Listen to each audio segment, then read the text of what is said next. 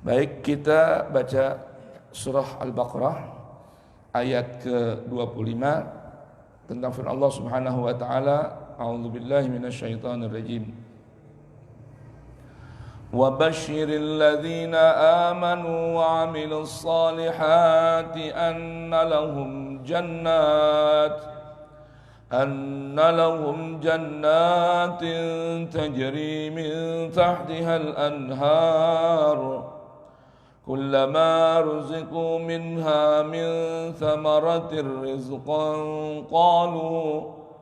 قالوا هذا الذي رزقنا من قبل وأتوا به متشابها ولهم فيها أزواج مطهرة وهم فيها خالدون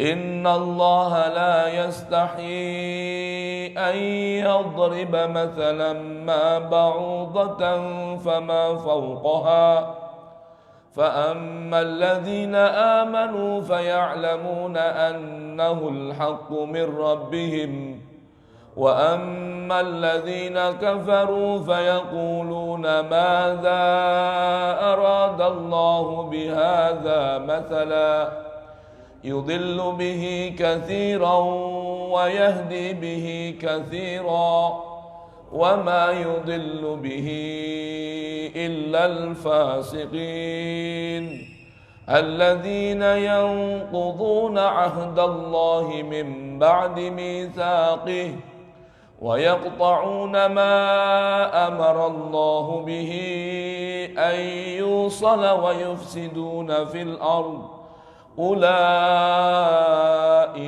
هم الخاسرون صدق الله العظيم اللهم ارحمنا بالقرآن واجعله لنا إماما ونورا وهدى ورحمة اللهم ذكرنا منه ما نسينا وعلمنا منه ما جهلنا وارزقنا تلاوته آناء الليل وأطراف النهار واجعله لنا حجة يا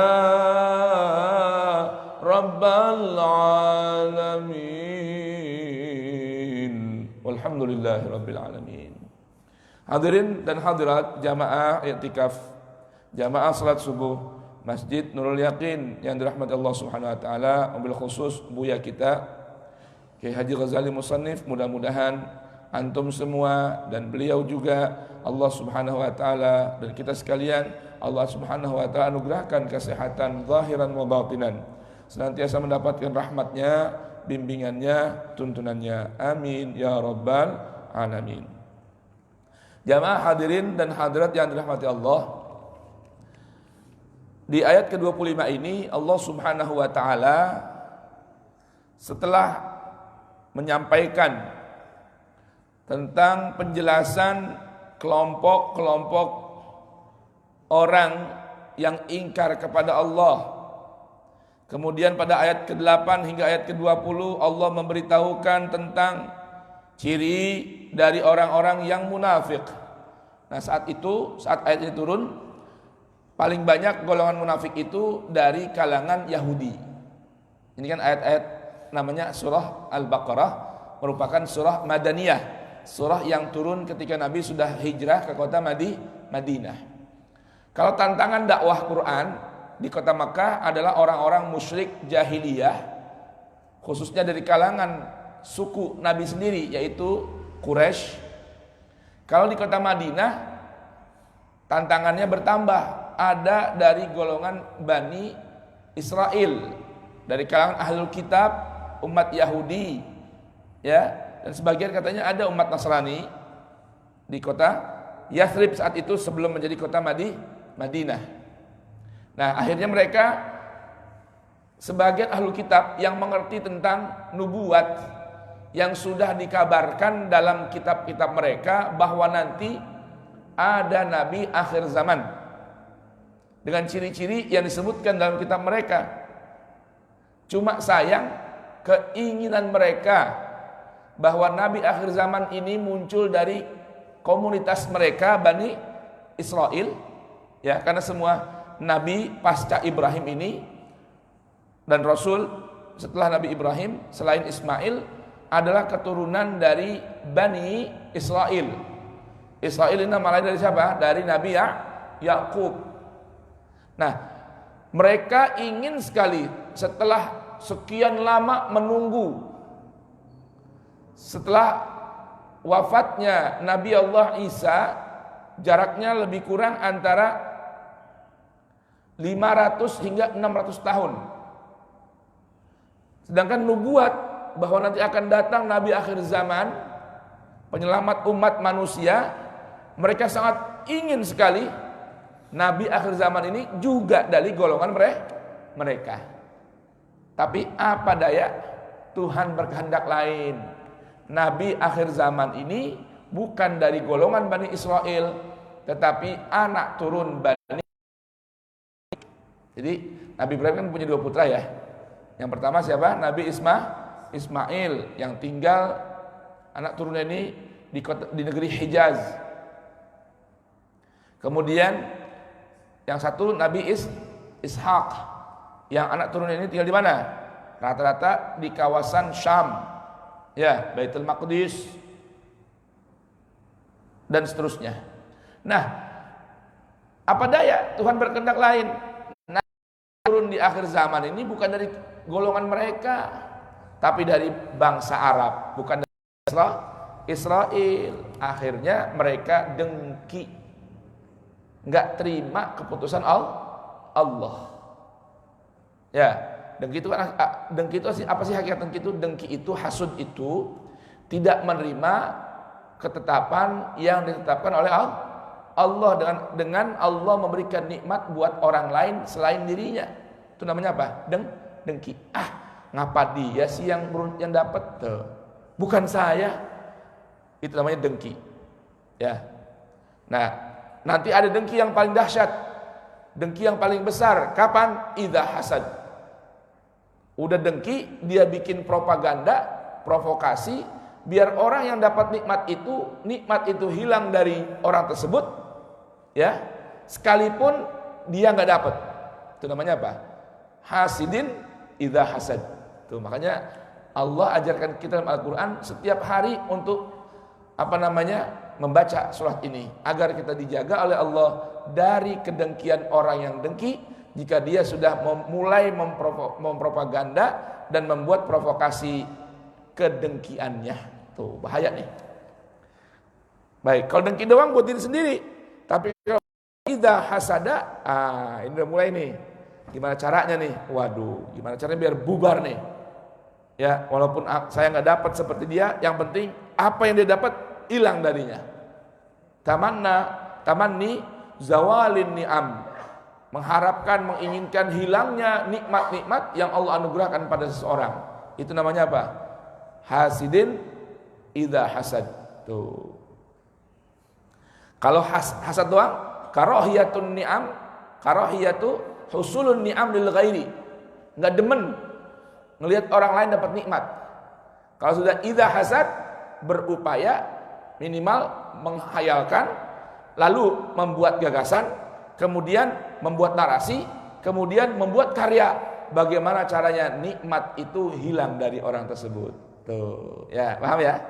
Baik. Nah, ini rata-rata dari umat Yahudi. Kemudian pada ayat 21 hingga ayat 24, Allah mulai memberitahukan kepada seluruh manusia untuk apa? Untuk menantang mereka. Siapa mereka ini? Orang-orang yang ragu akan kemuliaan Al-Quran. Dengan tantangan Allah subhanahu wa ta'ala, wa in kuntum fi raibin mimma nazzalna ala abdina fa'tu bisuratin min mithlih wad'u syuhada'akum min dunillahi in kuntum sadiqin. Fa illam taf'alu wa lan taf'alu fattaqun naral lati waquduhan nas wal hijara uiddat lil kafirin. Nah, setelah Allah menceritakan, ini kebiasaan Al-Qur'an nih. Kebiasaan Al-Qur'an memberikan penjelasan dalam kitabnya serba sepasang. Kalau habis Allah menceritakan tentang kelompok-kelompok orang yang dimurkai oleh Allah, nah habis itu Allah beritahukan siapa orang-orang yang disukai oleh Allah, siapa orang-orang yang bisa meraih kebaikan dan keridhaan Allah, supaya serasi. Karena hakikatnya hidup di dunia ini jamaah sekalian serba sepasang. Di dunia apa? Serba sepasang. Di akhirat juga. Cuma bedanya kalau di dunia sepasang ini berputar silih berganti dengan perputaran waktu dan roda kehidupan. Kalau di akhirat cuma satu di antara dua. Ya, kalau di dunia ini berputar, tapi sepasang-sepasang. Ada seneng, ada susah. Ada manis, ada pahit. Ada sulit, ada mudah. Ada sedikit, ada banyak. Itu berputar. Ada waktunya kita mendapatkan kesenangan, ada waktunya kita mendapatkan kesedihan dan seterusnya. Makanya orang-orang dulu biasanya kalau ngeluh kepada seseorang datang memberitakan keadaannya, ya pesannya apa? Ista'inu bis sabri was salah. Sabar aja, jalanin ujian kehidupan ini dengan penuh kesabaran, karena semua akan ada waktunya. Semua akan ada waktunya. Kalau gambar Al-Quran bagaimana? Wa tilkal ayyamu nudawiluha bainan nas waliya'lamallahu alladhina sadaqu. Ya. Itu deh. Wa ya'lamas sadiqin. Bukan. Ya, wa tilkal ayyamu nudawiluha bainan nas. Ini Al-Quran surat Ali Imran, coba dibuka. Itulah kehidupan dunia, harinya Allah putarkan silih berganti itu kehidupan. Maka kalau orang lagi berada di mana? Ada di puncak kenikmatan, puncak kejayaan, puncak kenikmatan, jangan pernah lupa bahwa apa? Habis berada di puncak akan datang giliran turun ke bawah. Ayo, begitu nggak di dunia? Sampai di puncak nih jam 12. Teng, jam 12 nih. Ingat, habis jam 12 ada jam 1, 2, 3, 4, 5 hingga sampai titik terendah 6. Kan begitu ya? Nah, ketika berada dalam titik terendah dalam kehidupan, kepahitan, kesulitan, jangan pernah ngeluh, apalagi menyalahkan Allah. Ingat, setelah berada di titik terendah, ada masa berganti, kita akan naik sedikit-sedikit sampai ke puncak lagi. Paham gak nih? Ya? Yang ayat yang punya.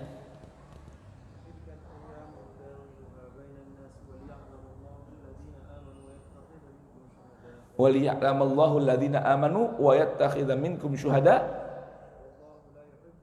wallahu la yuhibbuz zalimin.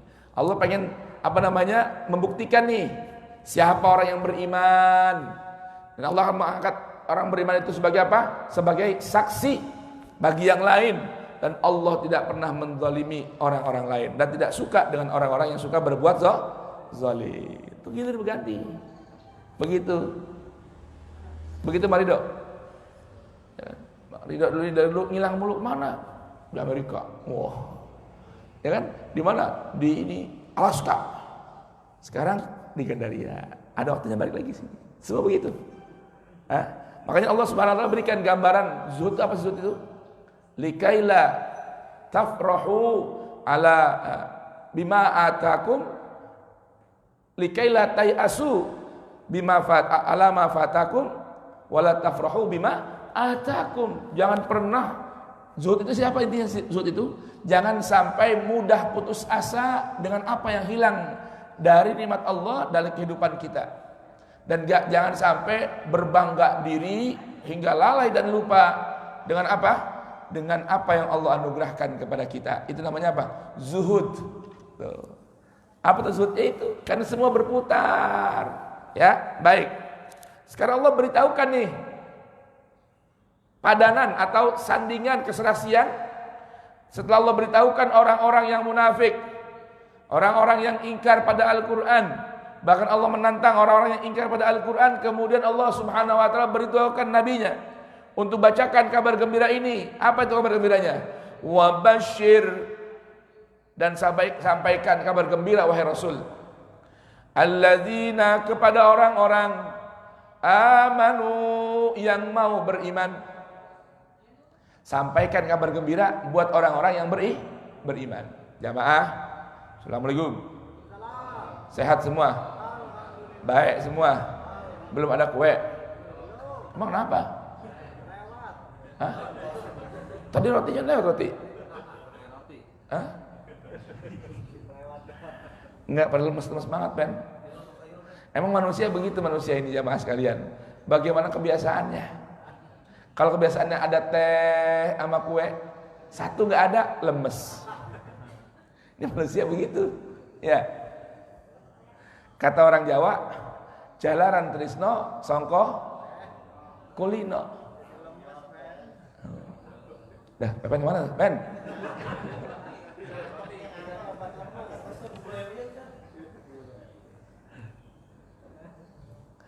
Baik. Wabashir, dan berikan kabar gembira kepada siapa? Orang-orang yang beriman. Jamaah, iman itu bukan hanya percaya. Iman itu ketundukan yang total. Itu namanya iman. Jadi iman itu bukan percaya, bukan. Kalau iman diartikan percaya, Ibu, maka makhluk Allah yang paling beriman adalah iblis. Itu kalau iman diartikan apa? Percaya. Itu percaya sama Allah, percaya. Baik, kalau Allah perintahkan, mau tunduk nggak? Ntar dulu, lihat dulu perintahnya bagaimana. Saya sanggup kagak? Sesuai nggak sama keinginan saya? Itu namanya iman. Jadi iman itu kalau namanya iman itu percaya, bahaya ini. Iblis maka menjadi makhluk Allah yang paling beriman. Tapi iman itu ketundukan, sikap iz'an, ketundukan yang total kepada yang kita imani. Itu namanya beriman. Makanya Allah katakan, wabashir, berikan kabar gembira, sampaikan kabar gembira wahai Rasulku. Kepada siapa? Alladzina, orang-orang, amanu, yang mau tunduk, amanu, yang mau nurut, amanu, yang siap loyalnya diberikan kepada Allah, wa amilus shalihat, dan dia mau beramal yang saleh. Jamaah sekalian, amal perbuatan artinya apa sih? Mengeluarkan segala daya yang dia miliki, yang diberikan oleh Allah untuk taat dan tunduk kepada Allah. Itu maksudnya beramal saleh. Arti saleh kemarin udah jelasin kan? Arti saleh itu secara bahasa laikun wa munasibun. Arti saleh itu sebenarnya asalnya bukan baik. Arti saleh itu sesuai dengan keinginan Allah. Itu asal makna saleh. Jadi kalau orang yang beriman, bukti keimanannya itu diaplikasikan dengan mengeluarkan daya upaya yang Allah berikan untuk tunduk, untuk mau mengerjakan perintah-perintah yang Allah sudah sampaikan dalam Al-Quran. Itu namanya beramal soleh. Nah, ngerti ya jemaah ya? Jadi amal soleh itu amal yang sesuai dengan keinginan dan kehendak Allah. Itu namanya amal soleh. Nah, dari mana kita bisa tahu kehendak dan keinginan Allah? Itu semua sudah dituangkan dalam firman-Nya, terangkum dalam kitab sucinya bernama Al-Quran. Jadi kalau mau tahu nih, apa sih yang Allah mauin dari kita? Kalau kita mau tahu nih, apa sih yang Allah sang pencipta inginkan dan mau dari kita? Baca, pahami Al-Quran. Kalau kita nggak baca Quran, nggak pelajari Quran, kita nggak bakal tahu apa yang Allah mau dan inginkan dari kita sebagai hamba yang dicipta. Kan begitu ya? Kan kalau namanya yang dicipta kudu mau ngikutin apa yang siapa yang mencipta. Ya wajar aja itu. Kalau memang kita nggak mau tunduk kepada perintah Allah, kita nggak mau mengikuti larangan-larangan Allah, ya silakan cari Tuhan selain Allah. Tapi dengan catatan, Masya Allah, tabarakallah, bukan main Mang Pepen ini, barakallah, jazakumullah khair. Ya, apa daya, Tuhan berkehendak lain. Awalnya nggak ada roti, jadi ada roti. Alhamdulillah. Udah semangat nih, dikit lagi, ya. Baik. Nah, apa kabar gembiranya buat orang-orang yang mau tunduk pada Allah, kemudian beramal, melakukan perbuatan sesuai keinginan Allah? Kira-kira apa kabar gembiranya nih? Ayo Allah dengarkan. Kita dengarkan dari Allah nih. Apa kata Allah kabar gembiranya? Anna lahum jannatin tajri min tahtihal anhar. Sungguh. Kalau udah kata sungguh nih berarti ada kepastian nih. Kabar gembiranya apa? Sungguh. Lahum, buat mereka orang yang beriman dan beramal sesuai keinginan Allah, jannatin, surga-surga, taman-taman, tajri, mengalir, min tahtiha, dari bawah taman-taman itu, al-anhar, bermacam-macam sungai. Gambarannya tuh. Ya, buat orang yang beriman dan beramal saleh, tunduk dan mau mengamalkan apa yang jadi keinginan Allah dalam Al-Quran, buat orang-orang itu, kata Allah, ini kabar gembira dari siapa nih? Dari saya apa dari Allah? Buat siapa? Buat orang-orang yang mau mengikuti iman dan amal saleh. Surga-surga, taman-taman yang mengalir di bawahnya sungai-sungai. Kullama ruziqu minha min thamaratir rizqan qalu hadha alladhi min qablu wa utu bihi mutasyabiha. Setiap kali mereka diberikan rizki dari taman-taman surga tadi, berupa apa? Buah-buahan sebagai rizki untuk mereka. Ruziku rizqan, tuh pemberiannya pasti. Nah jamaah, kata para peneliti saat ini nih, gambaran surgawi itu kan biasanya senantiasa dimulai dengan sungai-sungai yang mengalir, ya. Kemudian apa? Buah-buahan. Jadi yang namanya buah-buahan itu, kata para peneliti saat ini, hakikatnya adalah makanan surgawi. Oleh karenanya kan ada peneliti di Jepang. Kalau orang kita kan makan buah setelah makan, ya. Makan buah setelah makan. Orang di Jepang meneliti itu nggak tepat katanya. Yang benar itu makan buah dulu sebelum makan berat. Tuh. Mereka meneliti dari mana? Tuhan pasti memulai sesuatu dengan yang lebih utama dan prioritas. Lihat kenikmatan surga ini. Kenikmatan surga dimulai dengan apa? Dengan buah. Ruziku minha rizqan. Dianugerahkan dari taman-taman surga itu berupa buah. Tuh. Buah apa aja? Ya pokoknya buah-buahan. Betul Bang Andri? Duren juga boleh. Jangan kasih videonya doang, buahnya bawain tuh. Hah? Belum turun. Ya. Kalau gitu gimana? Besok pagi pakai buah nih ngajinya. Baik. Qalu hadzal ladzi ruziqna min qablu wa utu bihi mutasyabiha. Ketika diberikan rezeki oleh Allah di dalam surga berupa buah-buahan, mereka berkata di ahli surga ini, "Oh, ini rezeki ini pernah kami rasakan di kehidupan dunia, buah-buahannya mirip, wa utubihi mutasyabiha, tapi yang serupa belum tentu sama." Kualitasnya beda. Karena ini buah-buah yang akan kita nikmati dalam surga nantinya. Allahu Akbar. Nih, ayat berikutnya jangan sampai salah dipahamin nih. Walahum fiha azwajum mutahharah. Dan buat mereka orang-orang yang beriman dan beramal saleh diberikan pasangan-pasangan mutahharatun yang suci, wa hum fiha khalidun, dan mereka di dalam surga-surga itu akan kekal selama-lamanya. Jemaah sekalian, ini maaf ini ada orang yang kurang merenungkan maksud dari ayat walahum fiha azwajum mutahharah hanya dengan memahami satu sisi.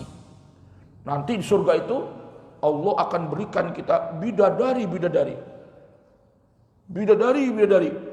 yang gak pernah menstruasi, perawan terus katanya. La haula wala quwwata illa billah. Jamaah sekalian, coba renungkan ayat ini. Allah gak bilang di sini istri-istri atau perempuan-perempuan. Allah beritahukan azwajun, pasangan-pasangan. Ayat ini buat orang yang beriman beramal soleh, betul gak? Alladzina amanu wa amilus. Ini khusus laki apa perempuan? Coba renungkan nih. Beri kabar gembira buat orang-orang yang beriman dan beramal soleh. Buat mereka taman-taman surga, buah-buahan dan pasangan-pasangan yang disucikan. Ini khusus, ayat ini khusus buat laki-laki, apa khusus buat perempuan, apa umum laki-laki dan perempuan? Hah? Ayo coba. Amin. Ini ayat buat laki-laki doang, buat perempuan doang. Tapi orang baik yang mengartikan ayat walahum fiha azwajun mutahharah, Allah akan berikan pasangan yaitu istri atau bidadari yang kagak pernah men. Begitu katanya. Senantiasa perawan. La haula wala quwwata illa billah. Ini surga itu kenikmatannya di atas kenikmatan dunia. Bukan hanya seks doang, bukan. Paham jemaah? Ini coba ini perlunya kita indahnya, selamatnya kita memahami Quran dengan bahasa Quran. Allah bilang walahum, dan buat mereka orang yang beriman dan beramal soleh, baik laki-laki maupun perempuan. Buat mereka apa? Azwaj, pasangan-pasangan. Berarti buat yang laki-laki pasangan apa? Perempuan. Buat yang beriman beramal soleh perempuan, pasangan apa? Laki-laki. Yang mutahharah, yang sudah disucikan oleh Allah dari segala noda, dari segala kekurangan, betul-betul suci lahir maupun batin. Buat yang laki-laki, Allah akan berikan pasangan istri yang disucikan oleh Allah dari bermacam kekurangan. Bukan hanya urusan men, bukan hanya urusan perawan. Ini kadang-kadang orang nih baca tafsir, apa disebut ini? Oh, nanti buat orang laki-laki akan diberikan bidadari dan perempuan istri yang kagak pernah men. Emang surga urusannya seks lagi jamaah? Urusan seks itu urusan nafsu duniawi. Di surga lebih dari itu semua. Paham gak jamaah? Paham kan? Hah? Urusan seks itu saya mau tanya, kenikmatan dunia apa akhirat? Ayo saya mau tanya. Sampai men? Urusan seks biologis itu urusan nikmat dunia apa akhirat?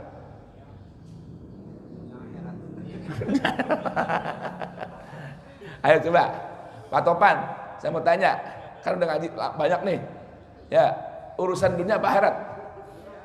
Hah? Dari mana tahunya urusan dunia? Dari mana tahunya urusan dunia? Hah? Ya, iya masih di dunia. Saya penjelasan maksudnya urusan biologis, seks, nafsu biologis itu, urusan seks, hasrat biologis ini urusan dunia jamaah, karena kenikmatannya begitu cepat dan terbatas. Paham gak? Hah? Betul gak? Kapan? Laki-laki sudah keluar sperma, ya udah selesai itu. Hah? Tidur. Betul gak? Saya mau tanya, itu kenikmatannya abadi apa sesaat? Dunia itu namanya. Kalau surgawi itu kenikmatannya abadi. Paham gak jamaah? Paham gak? Sampai ada sebuah hadis dari baginda Nabi. Nabi beritahukan nih, nanti ada di surga ini orang-orang yang nyesel mulu. Lah, kok di surga nyesel juga? Nyesel di surga. Nyesel. Kenapa nyesel? Sedangkan penyesalan ini kan urusan dunia. Di surga udah gak ada penyesalan. Tapi ada orang-orang yang Nabi katakan nanti di surga menyesal. Kenapa menyesal? Setelah mengetahui kenikmatan surga yang begitu dahsyat nilainya, kalau saja tahu begini nikmatnya, saya gak akan berlalu satu saat di dunia kecuali saya menyebut dan membaca kalamnya Allah. Paham gak jemaah ini? Tahu begini, pokoknya gak ada dah. Buka HP berjam-jam, nonton yang gak ada guna, baca yang gak ada guna. Ya, rupanya kenikmatan surga kayak begini. Kalau tahu begini, gak akan berlalu satu saat pun. Saat ini ada mengatakan detik, ya. Saat ini mengatakan jam, kecuali saya isi dengan zikrullah wa mawalah. Tuh, tahu gini mas saya mengaji aja dah. Zikir aja, kerja juga, narik ojek, kerja ini, berzikir dah. Kalau tahu kenikmatan surga seperti ini. Paham aja mas kalian? Jadi ini, ayat ini jangan dipahamin hanya urusan biologis doang. Azwajun mutahharah artinya pasangan. Ulama beda pendapat, pasangan bagaimana nih? Apakah pasangan yang dulu di dunia dia nikahi? Apakah Allah berikan pasangan lagi? Di situ ulama ahli tafsir berbeda pendapat. Tapi kalau yang mu'tamad bagaimana yang rajih? Namanya pasangan itu sudah pernah dipasangin. Paham kan nih? Karena Allah bilang tadi, kullama ruziku minha min thamaratin qalu hadzal ladzi ruzikna min qablu. Sudah pernah diberikan rezekinya ini, baik buah-buahan ataupun pasangan-pasangan. Jadi jangan pernah menjomblo di dunia. Paham enggak? Harus punya pasangan. Itu. Mutahharah yang disucikan oleh Allah dari noda, disucikan dari dosa, disucikan dari bermacam kekurangan dan aib. Tuh, buat orang-orang yang beriman, beramal saleh, ditambah lagi bonusnya wahum fiha khalidun. Dan mereka di dalam surga abadi, kekal selama-lamanya. Ini urusan kekal di surga, kekal di neraka, ini ranahnya juga pembahasannya cukup panjang. Kalau bisa nih asatidz seperti Ustaz Fitroh, Hadik, para santri, cari nih penjelasan di Al-Quran. Dari mana tuh ada keterangan kalau orang tinggal di surga bisa dipindahkan ke neraka, kalau orang tinggal di neraka bisa pindah lagi ke surga. Tuh ada nggak ayat dalam Al-Quran? Sedangkan ayat-ayat Al-Quran senantiasa menggambarkan kehidupan neraka khalidina fiha abada. Betul nggak? Kehidupan di surga wahum fiha khalidun. Nah itu pembahasannya panjang dah, bukan saat ini. Demikian, mudah-mudahan bisa dipaham. Ya, besok lanjut lagi insyaallah taala ayat ke-26 dan ke-27 tentang urusan kutu atau nyamuk dan urusan orang-orang yang fasik. Ini hari ini cukup untuk menerima kabar gembira dari Allah Subhanahu wa taala buat orang yang mau beriman dan beramal saleh mendapatkan kenikmatan surgawi dan tinggal kekal abadi selama-lamanya. Amin ya rabbal alamin. Kalamun qadimun la yumallu sama'uhu tanazzaha an qawli wa fi'li wa niyati bihi ashtafi min kulli da'in wa nuruhu dalilun liqalbi inda jahli wa hayrati faya rabbi matti'ni bisirri hurufihi wa nawwir bihi sam'i wa qalbi wa muqlati. Halaman 11. Wa habli bihi fathan wa ilman wa hikmatan wa anis bihi ya rabbi fil qabri wahsyati wa salli wa sallim wa laylatin ala man bihi rahman يقبل توبتي وآل وأصحاب كرام a'immatin bihim yaghfirul ghaffaru dzambi wa zallati walhamdulillahi rabbil alamin. Ayo, habis ini kita salat isyraq, setelah itu kita berangkat takziah ke rumah saudara Islam kita, Bapak Haji Abdillah bin Haji Hamzah, dekat Masjid Al-Mutaqin. Jalan kaki, dekat aja. Yang bawa motor boleh, bawa motor sekalian pulang. Yang nggak ada motor, bisa boncengan sama yang bawa motor. Kalau udah penuh boncengannya, jalan kaki aja. Pulang dari sana, jangan khawatir. Lewat rumah Ridho, ada nasi uduk di situ, ada bubur ayam di situ, ada nasi kuning di situ. Maju dikit lagi pepen, ada dimsum, ada susu jahe. Yang ngasih tahu doang, ya kan begitu ya. Alhamdulillah. Demikian, subhanakallahumma bihamdika asyhadu an la ilaha illa anta astaghfiruka wa atubu ilaik wal afu minkum. Wassalamualaikum warahmatullahi wabarakatuh.